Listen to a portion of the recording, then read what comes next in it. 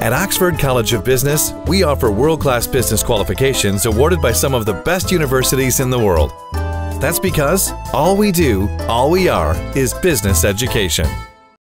12 unions, including the Ceylon Teachers Union, Ceylon Teacher Services Union, Principals Service Union, as well as non-academic staff unions of the schools engaged in the strike today.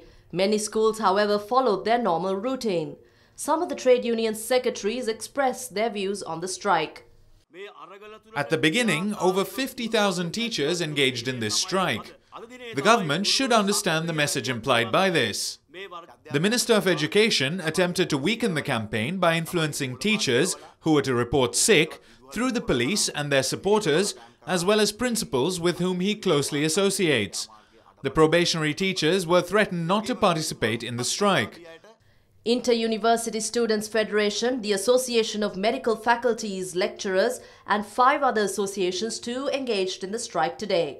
The Minister of Education, Akila Viraj Karyavasam, meanwhile expressed his views on the strike. This is one of the most unsuccessful strikes in recent history. Every school in the country functioned as per usual, except the central colleges of Kakirawa and Tangol. Through this, they should learn that the countrywide masses have rejected the strike by extremist factions.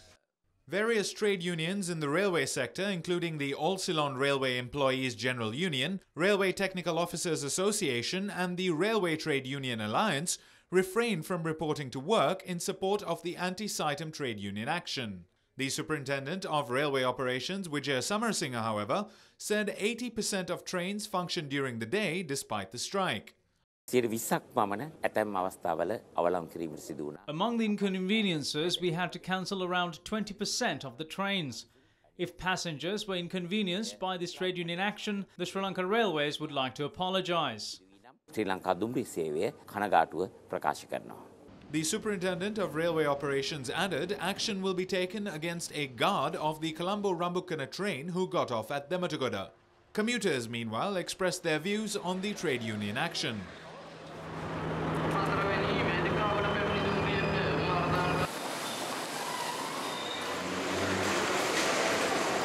I got to know that there will be a trade union action today.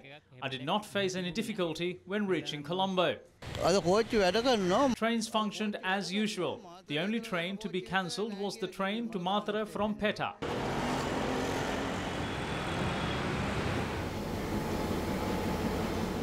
The Locomotive Operating Engineers Union affirmed that they will continue the trade action till 8 AM tomorrow. If the government agrees to hold discussions, we will call off the strike. General Manager of Sri Lanka Railways, BAP Aryaratna, voiced his views on the trade union action. Although they claim the trade union action will commence at 8 in the morning, some of them had started even before 8. It's a violation of ethics. Only 2 trade unions engaged in the strike. None of the other trade unions took part. Despite certain trade unions of the SLTB joining the trade union action, all bus services across the country functioned as per usual.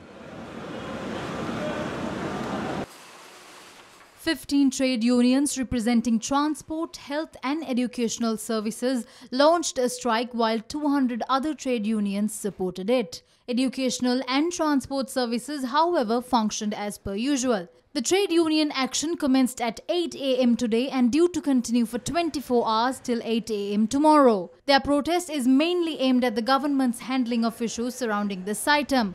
Vesting SITEM in public, stoppage of foreign pacts such as ETCA, which are malignant to the country, and stoppage to the privatization of government institutions are included in their demands. We have no objection in calling off this strike if they arrive at a fair solution. We hope that this strike will go on successfully. Association of Medical Specialists, however, will not participate in the trade union actions. We believe the Sri Lanka Medical Council should be the supreme body to supervise medical education in the country. However, the aim is not against private medical education. We don't have a demand to nationalize the SITEM. So what we want is the private medical education can continue supervised by a professional body and regulated. Why we have not taken part in this trade union action is because the demand by the Government Medical Officers Association is little different to what we demand. The strike continued in several hospitals, including the National Hospital, the Kandy Teaching Hospital, Colombo North Teaching Hospital, Ragama, and Karapitiya Teaching Hospital, as well as Jaffna Teaching Hospital. We are very much affected by this strike. We are heart patients and maybe they don't care about us. So we live with great difficulty. Even though the doctors strike, the sicknesses won't. They earn money through private hospitals. In the end, it is the public who are affected. They're not giving medicine, it seems. We are in so much pain and it is not fair to strike and deprive us of medicine. The government is responsible for all of these strikes.